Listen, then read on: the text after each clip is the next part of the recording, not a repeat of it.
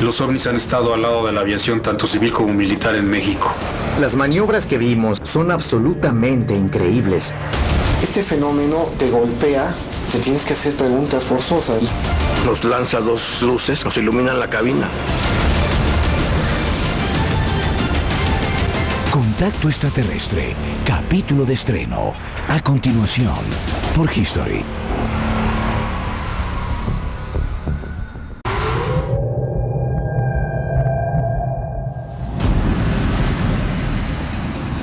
Argentina, 1995. Un piloto está por aterrizar un gran avión de línea con 130 pasajeros cuando ve un ovni que pone en riesgo el vuelo y lo obliga a abortar el aterrizaje. Cerca de él, un piloto militar que se aproxima al mismo aeropuerto ve el incidente desde el aire. México, 1983. 4 pilotos e ingenieros son testigos de un ovni que les ilumina la cabina del avión.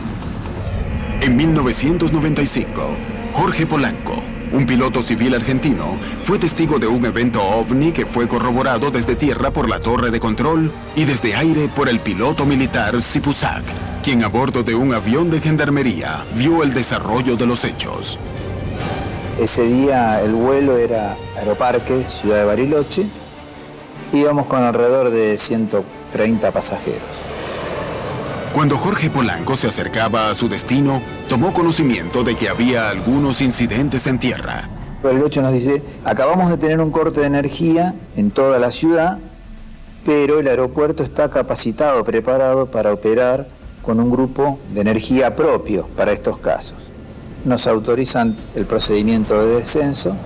Cuando llegamos a la vertical del aeropuerto y comenzamos a hacer lo que se llama la maniobra de alejamiento, ahí es donde nos llama la atención una luz. El comandante Rubén Adolfo Sipusak se encontraba en un avión de gendarmería a 35 millas del aeropuerto, esperando su turno para aterrizar. Escuchamos unas comunicaciones que el piloto de aerolínea le decía a la torre de control de que estaba observando un tránsito, y la torre que le respondía que no tenía ningún tránsito reportado. Hasta ese momento, los dos aviones y la torre de control creían que estaban viendo una nave con problemas de comunicación o un vuelo furtivo. Pensábamos que era una aeronave que estaba realmente sin comunicaciones. Y lo que sí, que a medida que nos fuimos acercando al aeropuerto de Bariloche, comenzamos los 3 tripulantes del avión de gendarmería ya a estar más atentos, a intentar mirar por los parabrisas para afuera a ver qué se veía. Rápidamente, Polanco notó que había algo fuera de lo normal. Empezamos a hacerle señales de luces, y la luz, de ser una luz brillante y ancha, de pronto, como contestando a las luces que nosotros prendemos y apagamos del avión, de pronto hace esto y se queda finita y chata. Nos sorprende realmente, pero también en ese momento el copiloto me dice, tenemos que virar, y yo dejo de mirar a la luz y comenzamos a hacer un viraje. La luz nos queda fuera de la trayectoria del avión. Circunstancialmente en ese momento dejo de prestarle atención a eso y me concentro en la operación del avión, en la aproximación. Ahí en ese momento yo veo una luz muy pequeñita que nos cruza. Desde atrás hacia adelante nos cruza.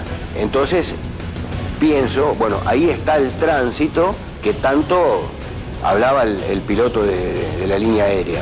Para mí hasta ese momento era un avión, era la velocidad que yo incluso pensé de que era un jet. Mientras tanto, Polanco continuaba con las maniobras de descenso para aterrizar el Boeing. Levanto la vista, miro hacia mi derecha y sí veo ahí una nave acercándose paulatinamente para formarnos en la aproximación y en el descenso. Y se acercó paulatinamente hasta formarnos prácticamente en la punta del ala. Y con un diámetro de casi 30 metros, la nave era toda oscura, tenía como unos reflejos verde muy especial, sobresalía en la parte superior, tenía todo como un color anaranjado y pareciese que tenía una cadencia de respiración. le pido al primer oficial que le informe a la torre de que teníamos una nave y el torrero nos contesta que él ve una luz pero no sabe de qué se trata.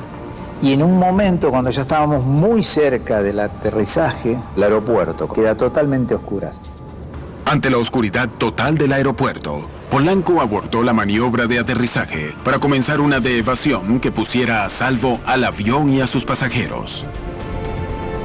Y no le podemos comunicar absolutamente a nadie lo que íbamos a hacer porque al cortarse la energía no hay manera de hablar con la torre ni que la torre hable con nosotros. El ovni se traslada a una velocidad fantástica en línea recta hacia el centro del lago del Nahuel Huapi y luego asciende a la altura que yo pensé que tenía que ir. Y cuando bajamos la vista, vemos la luz estacionada allá enfrente, ¿no? Como que estaba esperando a que el avión de aerolíneas termine su viraje. El vuelo de Polanco viajaba con unos 130 pasajeros y la luz del aeropuerto se había cortado, obligando a abortar el aterrizaje. El ovni parecía acompañar sus movimientos, llenándolo de preocupación. ¿Qué ocurrió en los minutos siguientes? ¿Qué pasó con el vuelo?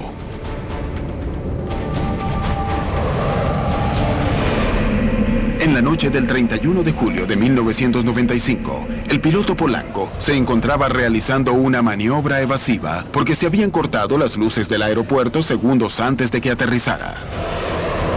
La de por sí riesgosa operación se vio más complicada cuando un ovni pareció volar en formación con el Boeing que comandaba el experimentado piloto. Apenas a 35 millas de ellos dos y esperando para aterrizar, el piloto militar Sipusak y su tripulación presenciaban el incidente muy sorprendidos. Iniciamos ese viraje, ascenso y viraje, y cuando estoy virando, lo detecto en el centro del viraje nuevamente, lo vuelvo a ver.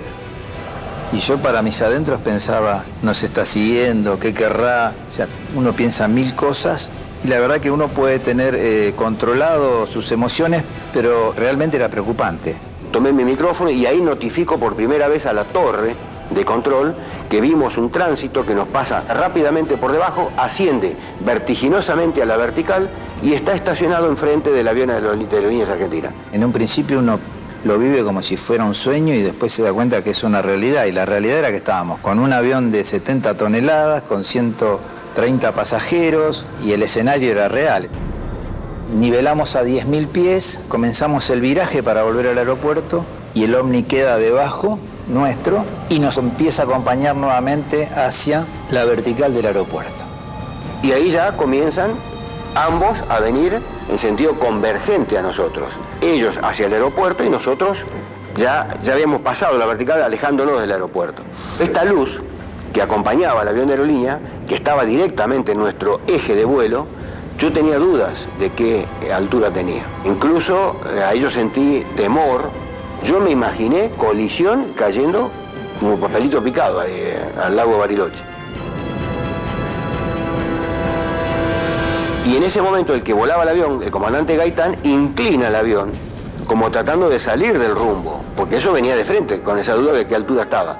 Cuando él inclinó el avión, el mecánico puede observar por la ventanilla lo que pasó debajo nuestro, ahí nomás, pegado al avión. Y él dice que pasa, él ve una luz del tamaño de la uña, del dedo pulgar, color ámbar. Nosotros procedemos a hacer el aterrizaje y llegamos a la plataforma del aeropuerto y la verdad que nos quedamos todos callados, ¿no? Estábamos muy ensimismados con lo que nos había tocado vivir. Una vez que aterrizaron, Polanco conversó con las autoridades del aeropuerto, quienes le comentaron lo ocurrido. Ya en tierra, los pilotos realizaron un informe detallado sobre lo que había sucedido. En el caso particular nuestro fue muy puntual porque además está hecho desde un avión militar que estaba arriba nuestro, desde tierra, desde el personal del aeropuerto y desde el avión. ¿Cómo haces para que desde tres áreas, formas diferentes de visualizarlo se pongan de acuerdo? No hay manera de que nos equivoquemos los tres con lo que estamos viendo. Yo vi simplemente una luz, siempre, pero me quedó la inquietud porque yo tengo la certeza de que los movimientos eran inteligentes. Fue muy preocupante porque uno se está enfrentando a cosas desconocidas. Los hechos atestiguados en el incidente de Bariloche forman parte de una larga lista de eventos similares. ¿Qué es lo que hace que el testimonio de pilotos y controladores sea tan confiable para las autoridades? Así como nosotros tenemos una serie de equipamientos que nos permite detectar otro avión cuando está en un curso que puede ser peligroso para nosotros, cualquiera de esas naves, sin ponerle nombre, cualquiera de esas naves, estamos hablando de tecnologías mucho más desarrolladas que las nuestras. Por simple coincidencia o encuentro es que sucede esto. Y claro que hay muchísimos casos. También tenemos al capitán Antonio Erce, muy reconocido también, que ha tenido encuentros de ovnis en pleno vuelo. Una de las experiencias que tuve cuando volaba yo en la compañía fue un vuelo que hicimos de Houston a México en febrero del 83. En pleno vuelo, vio cómo se venía acercando una luz que parecía un faro de ferrocarril. Y empecé a observar el cielo, que era una noche muy estrellada, se podía distinguir. Y estuve observando una estrella y estaba fija y se empezó a mover. José Antonio Erce se encontraba en medio de un vuelo cuando vio una luz. Por su trabajo, sabía que no podía ser algo explicable. Pero la luz se movía alrededor de su aeronave sin que él supiera su propósito. ¿Qué ocurrió con su vuelo?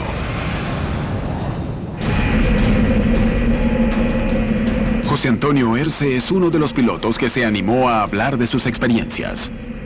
En 1983, se encontraba dentro de una cabina de un avión rumbo a México, cuando junto al resto de la tripulación vio una extraña luz en el cielo. En lo que estábamos observando la estrella, nos lanza dos luces, como dos reflectores, nos iluminan la cabina. Nos la ilumina completamente, nos la vuelven de día. Y nos quedamos sorprendidos. Entonces se me ocurre y le digo al capitán, asómate por tu ventana a ver si llegan hasta el suelo esas luces. Pero en lo que yo le dije, asómate, yo estaba sentado, parado atrás de su asiento. Y vimos las dos luces, como dos reflectores sobre el terreno ya, y de repente desaparecieron. Nos quedamos sorprendidos. Imagínate que la cabina, porque le iluminó la cabina. Tu cabina sea iluminada por una luz que procede de no sé dónde. ¿Qué sensación te puede causar eso? Y me dice el capitán, pregúntale al centro de control si tiene un avión que pasó nuestra trayectoria por arriba de nosotros y ya vemos qué fue lo que pasó. Erce se comunicó con la torre de control de Monterrey para averiguar si tenían otro tráfico informado en la zona. Dice, no, en sí el único tráfico que tengo en esta área son ustedes. ¿Por qué? ¿Qué vieron? ¿Qué les pasó? Y pues que pasó un objeto arriba de nosotros, nos lanzó dos luces. Le digo, no me lo va a creer. Pero ¿a qué altura pasó? Le digo, 50, 60 mil pies arriba de nosotros. No, pues eso no es posible. Y pues le dije que no me lo iba a creer. No sabemos en esta luz, en la hipotética idea que somos visitados por otra civilización, ¿qué finalidad tiene? No creo que sea nada más iluminarte la cabina, ¿verdad?, para que veas mejor. Creo que algo más hay ahí, y los más indicados son los testigos directos. Como la mayor parte de los casos que involucran al fenómeno ovni, el incidente protagonizado por Erce quedó en el misterio. Llegamos a México sin ningún problema, pero sí fue una experiencia muy emotiva. Es algo que todavía no alcanzamos a comprender. Son seres que vienen a nuestro espacio, que hacen presencia, que de algún modo se están dando a notar por algo. ¿Qué es? No sé. Gente que no va a entender. Para mí es real. Es algo que no es de esta tierra, de este mundo, como lo conocemos nosotros. La pregunta tal vez la humanidad debería hacerse, ¿para qué es? ¿Para qué es?